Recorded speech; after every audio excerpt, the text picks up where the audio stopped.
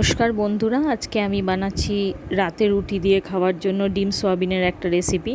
তার জন্য সোয়াবিনটাকে জল ঝরিয়ে ওতে আমি আদা রসুনের পেস্ট, নুন, হলুদ, লঙ্কা গুঁড়ো আর অল্প একটু চিকেন মশলা দিয়ে মাখিয়ে রেখেছিলাম। তারপরে তেল গরম করে ওটা ভেজে তুলে নিলাম। এবার ওই তেলেতেই দুটো ডিম ফ্যাটিয়ে দিয়ে ডিম ভুজিয়া করে রাখলাম। এবার বেশ খানিকটা সর্ষের তেল দিয়ে তাতে লবণ আর হলুদ দিয়ে কুচো করে কেটে রাখা একটা মিডিয়াম সাইজের আলু ভালো করে ভেজে নিলাম। এবার আমি মশলার একটা ঘোল বানাবো। তাতে 1 চামচ আদা রসুনের পেস্ট, 1 চামচ হলুদ গুঁড়ো, 1 চামচ লঙ্কার গুঁড়ো, কিছুটা গরম মশলা, একটু কাশ্মীরি লঙ্কার গুঁড়ো, সব কিছু দিয়ে একটা ঘোল বানিয়ে রাখবো।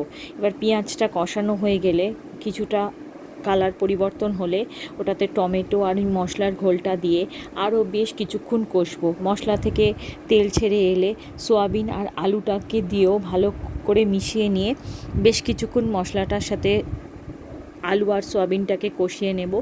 কষানো হয়ে গেলে ভালো মতন 1 কাপ মতন জল দিয়েছি।